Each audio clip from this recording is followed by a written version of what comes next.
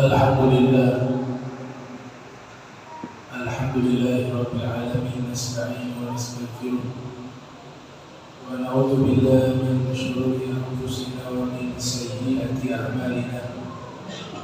May yahdihillahu fala mudilla lahu wa may yudlil fala hadiya lahu. Asyhadu an la ilaha illallah wahdahu la syarika lahu wa asyhadu anna sayyidana Muhammadan abduhu wa rasuluh.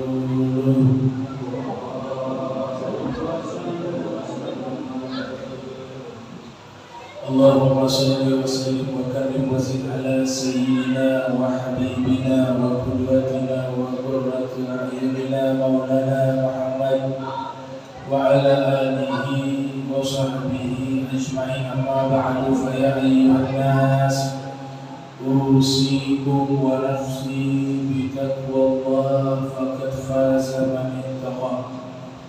Subhanaka la ilma lana illa ma 'allamtana innaka antal alimul hakim. Rabbi ishrah li sadri wa yassir li amri wahlul 'uqdatam min lisani yafqahu qawli wassir lisani wahdi qalbi bihaqqi sayyidina Muhammad sallallahu alaihi wa alihi wa sallam. وقد أخرج الإمام البخاري ومسلم في صحيحيهما عن أنس بن مالك رضي الله عنه قال قال رسول الله صلى الله عليه وآله وسلم لا يؤمن أحدكم ومن كان يؤمن بالله واليوم الآخر فليقل خيرا أو ليصمت ومن كان يؤمن بالله واليوم الآخر فليكرم جاره ومن كان يؤمن بالله واليوم الآخر فليكرم ضيفه. Alhamdulillah, puji syukur kehadirat Allah, salawat salam senantiasa tercurahkan kepada junjungan mulia Nabi kita tercinta Sayyiduna wa Maulana Muhammad sallallahu alaihi wa alihi wasallam beserta segenap keluarga beliau, sahabatnya dan umatnya. Tak henti-hentinya khatib menyampaikan wasiat taqwa. Usikum wa nafsi bitaqwallah faqad faza man ittaqa. Al-Imam Al-Bukhari dan Al-Imam Muslim meriwayatkan di dalam kitab Sahihain dari Anas bin Malik menyatakan Rasul sallallahu alaihi wasallam bersabda, "Man kana yu'minu bil yawmil akhir, man kana yu'minu billahi wal yawmil akhir, falyaqul khairan aw liyasmut." Di dalam hadis ini ada 4 pesan yang ingin Nabi sampaikan kepada kita, yang nanti di khutbah yang singkat ini kita akan menguraikan satu persatu dari pesan Nabi Muhammad SAW di dalam hadis tersebut, yang dimana Nabi awali dengan kata siapa yang beriman kepada Allah dan hari akhir. Maksud daripada pembukaan sabda Nabi dikaitkan dengan masalah keimanan, artinya amalan-amalan ini menunjukkan kualitas keimanan seorang hamba. Dan di hadis ini juga memiliki makna bahwa iman itu harus diterjemahkan dengan amal, tidak cukup hanya sebatas lisan. Yang pertama yang dipesankan oleh Nabi di sini ada 4 poin. Man kana yu'minu billahi wal yawmil akhir falyaqul khairan. Siapa yang beriman kepada Allah dan hari kiamat atau hari akhir, hendaklah ia berkata baik. Makna daripada ucapan Nabi SAW bahwa kita diperintahkan untuk mengucapkan sesuatu yang bernilai pahala. Jangan kita berucap sesuatu yang nanti mendatangkan dosa. Kata khaira di sini, kita sebagai umat Islam meyakini bahwa semua ucapan yang kita sampaikan itu tertulis di dalam kitab amal kita. Bahkan di dalam Al-Quran Allah Ta'ala berfirman, "Ma yalfidhu min qawlin illa ladaihi raqib wa atid." Tidaklah seorang hamba mengucap satu kata melainkan semuanya tertulis di sisi Raqib dan Atid. Raqib dan Atid terjadi perbedaan pendapat di kalangan para ulama. Namun kebanyakan ulama mengatakan Raqib Atid adalah nama malaikat yang mencatat amal. Jadi satu ucapan di sini menggunakan kata qaulin, bukan al-qauli. Di dalam ilmu bahasa Arab, jika bentuknya nakiro bermakna satu kata. Jadi qaul itu diartikan satu kali ucapan, itu tertulis di dalam kitab amal kita. Bahkan di surat Al-Kahfi Allah Ta'ala berfirman, "La yughadiru shaghiratan wa la kabiratan illa ahsaha." Seluruh perbuatan manusia yang kecil sekalipun maupun yang besar, semuanya itu terdata di dalam kitab amal. Sehingga dikatakan, jangankan ucapan, kata Imam Auza'i, jangankan ucapan tertulis dalam kitab amal, tabassum, senyuman pun itu tertulis dalam kitab amal. Karena Nabi katakan, tabassamuka fi wajhi akhika laka sadaqah. Satu senyuman yang kau berikan di hadapan saudaramu dihitung sedekah. Maka amalan sekecil apapun, dia sifatnya baik berupa pahala maupun dosa, semuanya terdata dan tertulis di dalam kitab amal kita yang nanti akan kita ketahui isinya di yaumil qiyamah. Sehingga para ulama menyatakan jangan pernah remehkan perbuatan baik sekecil apapun. Bisa jadi perbuatan baik sekecil itu kita remehkan, ternyata di situ ada rahmatnya Allah. Dan jangan pernah meremehkan dosa sekecil apapun. Bisa jadi dalam dosa yang kita anggap sepele dan kecil itu, di situ ada kemurkaannya Allah Subhanahu wa Ta'ala. Jadi ucapan itu penting. Bahkan Nabi tempatkan kalimat yang baik, satu kata yang baik bernilai sedekah. Satu kata yang baik.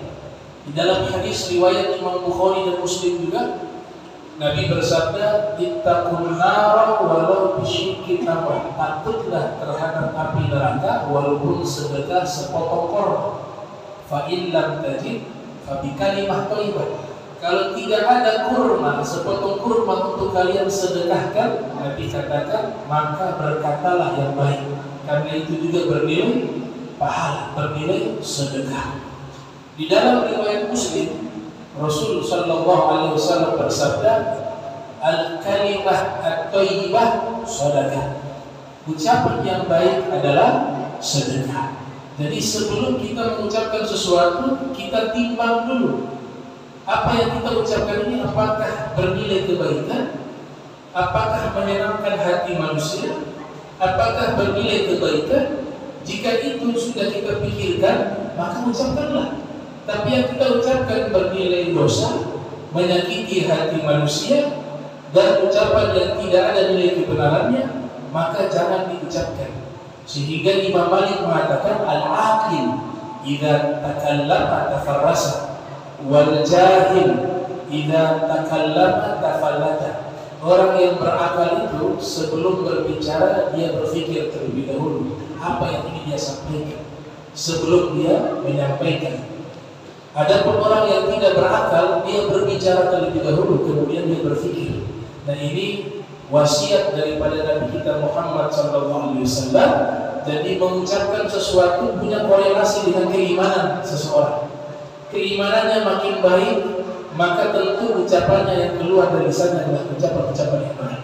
Tidak ada sumpah, tidak ada caci maki, tidak ada mencela, tidak ada menghina, tidak ada ucapan-ucapan yang menyakiti hati manusianya. itu menandakan kesempurnaan keimanan seorang hamba tersebut. Pesan kedua, Nabi katakan, "Man kana yu'minu billahi wal yawmil akhir falyaqul khairan aw liyasmut." Siapa yang beriman kepada Allah dan hari kiamat, hendaklah dia banyak diam. Kalau tidak bisa menyampaikan ucapan yang baik, khawatir terpeleset, banyak berbicara, kata ulama mengatakan, kathural kalam kathural khata'uhu. Makin banyak bicara, makin banyak salahnya. Sehingga jika tidak ada ucapan yang baik, lebih baik dia diam. Itu lebih selamat. Di dalam hadis Nabi katakan, as-sumtu sayyidul akhlak. Diam itu pemimpinnya akhlak yang terpuji. Riwayat yang lain juga Nabi katakan, as-sumtu hikmah wa qalilun fa'ilun. Diam itu adalah kebijaksanaan, namun sedikit orang yang melakukannya, kata Nabi kita Muhammad sallallahu alaihi wasallam. Bahkan ulama mengatakan, al-kalamu fil khair, al-kalamu fil khair min fiddah fasukutu min dhahab. Berbicara akan sesuatu yang baik bernilai bagaikan perak, namun diam daripada ucapan yang buruk bernilai emas. Artinya pahalanya menahan ucapan yang tidak baik itu pahalanya lebih besar dibanding mengucapkan sesuatu yang baik. Karena dampaknya adalah ketika mengucapkan sesuatu yang tidak baik atau menyakiti hati seorang manusia dengan lisannya, maka selama orang tersebut hatinya tersakiti, maka selama itu pula kita mendapatkan dosa yang disebabkan oleh lisan kita. Maka dikatakan oleh sastrawan Arab mengatakan, al-lisan ahad minas sayf. Lidah itu lebih tajam dari pedang. Kenapa mereka katakan lidah lebih tajam dari pedang? Setajam-tajamnya pedang, dia hanya mampu menyayat dan memotong sesuatu yang sifatnya zahir, hanya di fisik manusia. Tapi dia tidak mampu mengiris dan menyayat hati manusia yang tersembunyi dalam sanubari. Tapi lisan manusia, ketika dia mengucapkan kata-kata yang menyakitkan, maka ucapan itu akan menyayat hati daripada manusia tersebut, padahal hati tersembunyi di dalam sanubari. Maka dikatakan lidah manusia lebih tajam daripada pedang. Dikatakan juga al-lisan jirmuhu shaghir wa jurmuhu kabir. Lidah ini bentuknya kecil, tapi bahayanya sangat besar, kata para ulama tentang masalah lisan. Maka Nabi sudah mengajarkan kepada kita, kalau tidak bisa berkata baik, maka pilihan yang kedua, diamlah. Maka hal itu lebih selamat. Man shomata naja. Siapa yang diam, dia selamat, kata para sastrawan tentang wasiat yang Nabi sampaikan. Wasiat ketiga atau pesan ketiga yang Nabi sampaikan, man kana yu'minu billahi wal yawmil akhir falyukrim jarah. Siapa yang beriman kepada Allah dan hari kiamat, hendaklah dia memuliakan tetangganya. Berapa banyak tetangga yang terganggu disebabkan oleh ulah kita. Mungkin ada yang memutar musik di tengah malam, mungkin ada yang ngobrol tengah malam, suara begitu keras, tetangga di samping lagi istirahat tertidur, mungkin suara motor, knalpot diganti, knalpot yang berisik suaranya, lewat di rumah tetangga, lewat di rumah kaum muslimin, terdengar, terganggu. Di situ mungkin ada orang tua yang sedang istirahat, di situ mungkin ada orang sakit yang sedang istirahat, di situ mungkin ada anak bayi yang sedang tidur, semuanya terganggu, terbangun, maka berapa banyak dosa yang akan dia tanggung. Dia menyakiti. Dan harus diingat, semuanya terdata dan tertulis. Tidak ada satu amalan manusia di dunia, melainkan semuanya pasti Allah Ta'ala akan hisab satu persatu. Hal jazaa'ul ihsan illa al-ihsan. Kalau yang dia lakukan kebaikan, tentu Allah akan membalas dengan kebaikan. Wala yadhlimu rabbuka ahadan. Namun jika dia melakukan satu kejahatan, kezaliman, itu pun nanti Allah akan membalasnya. Jadi kita harus berhati-hati kalau punya tetangga. Kita lihat apakah aktivitas kita ini mengganggu. Jika kita melakukan sesuatu, izin terlebih dahulu yang jika memang mengganggu kenyamanannya. Jika punya makanan tercium, berikan kepadanya makanan tersebut, dibagi, hadiahkan kepada mereka. Inilah ajaran Islam yang diajarkan oleh Nabi kita Muhammad SAW. Sehingga Abu Dzar Al-Ghifari, padahal seorang sahabat yang fakir miskin, Tapi Nabi memberikan pesan kepadanya, ya abada, idza tabakhtal maraq fa'akthir ma'ahu wa ta'ahad bihi jirana. Wahai abada, kalau kau masak sayur, perbanyak kuahnya, dan jangan lupa kau bagikan kepada tetanggamu. Padahal beliau tidak mampu beli daging. Beliau hanya mampu memasak sayur dengan kuahnya saja, tanpa ada daging. Kata maraq di dalam bahasa Arab artinya sayur yang ada daging di dalamnya. Tapi karena beliau seorang miskin, makanya Nabi pesankan, engkau tidak mampu beli daging, yang kau masak sayur hanya kuahnya, perbanyak kuahnya, sehingga kuahnya yang lebih itu kau bagikan juga kepada tetanggamu. Bagaimana jika kita yang mampu beli daging, kita mampu membuat sayur yang ada lauknya, maka apa salahnya kita berbagi? Minimal setiap hari Jumat paling tidak, atau minimal pernah memberikan kepada tetangganya. Ini akhlak yang nanti pahalanya kita akan merasakan sangat besar di yaumil akhir. Karena tidak mungkin seorang hamba itu bisa masuk surga kecuali dia harus baik dalam ibadah kepada Allah dan juga harus baik dalam ibadah kepada sesama manusia dengan perbuatan-perbuatan baik kepada mereka. Pesan yang terakhir kata Nabi, man kana yu'minu billahi wal yawmil akhir falyukrim dhaifah. Siapa yang beriman kepada Allah dan hari kiamat, hendaklah dia memuliakan tamunya. Ada satu ayat yang dimana Allah Ta'ala memuji, menyanjung seorang sahabat dengan istrinya, walaupun mereka tidak memiliki makanan yang cukup untuk diberikan kepada tamunya, tapi mereka berikan, dan di malam hari mereka tidur dalam keadaan lapar, sedangkan tamunya Rasulullah SAW tidur dalam keadaan kenyang, dan mereka sembunyikan di hadapan tamunya itu bahwa mereka juga makan dalam keadaan kenyang. Padahal mereka hanya melakukan drama untuk menutupi agar hati tamu tersebut tidak merasa terganggu dan tidak merasa sedih atau tidak merasa nyaman karena mereka tidak makan sedangkan tamunya makan. Turunlah satu ayat, yukfiruna ala anfusihim walau kana bihim khasasah. Mereka orang-orang beriman lebih mengutamakan saudaranya melebihi diri mereka sendiri, padahal mereka sangat butuh akan hal tersebut. Allah menyanjung akhlak-akhlak tersebut. Maka 4 pesan Nabi, yaitu berkatalah yang baik. Kalau tidak mampu berkata yang baik, cegahlah ucapan kita dari keburukan dengan diam. Dan yang ketiga, muliakanlah, hormatilah, bantulah tetangga kalian. Dan yang keempat, muliakanlah dan hormatilah tamu yang datang bertamu kepada kalian. Mudah-mudahan 4 pesan singkat ini bisa kita amalkan sehingga kita bisa mencapai kesempurnaan keimanan kita kepada Allah dan kepada baginda Nabi besar Muhammad sallallahu alaihi wa alihi wa sallam. Barakallahu li wa lakum fil kirim wa nafa'ani wa iyyakum bima fihi minal ayati wa dhikril hakim wa taqabbal minni wa minkum tilawatahu innahu huwas samiul alim. Aqulu qawli wa lisanil muslimin wal muslimat wal mu'minin wal mu'minat al ahya minhum wal amwat fastaghfiruhu innahu huwal ghafurur rahim.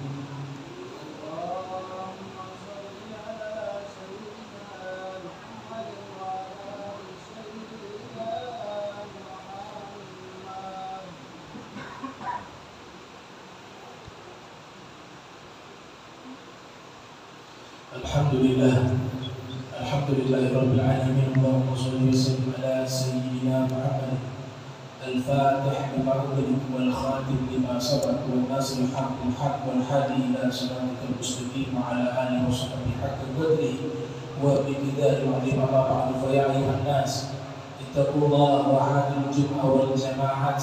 Faqala Allah subhanahu wa ta'ala ya ayyuhalladzina amanu idza nudiya lis-salati يوم الجمعة فاسعوا إلى ذكر الله وذروا البيع ذلكم خير لكم إن كنتم تعلمون فإذا قضيت الصلاة فانتشروا في الأرض وابتغوا من فضل الله واذكروا الله كثيرا لعلكم تفلحون واعلموا أن الله تعالى صلى النبي قديما فقال الله سبحانه وتعالى إن الله وملائكته يصلون على النبي يا أيها الذين آمنوا صلوا عليه وسلموا تسليما.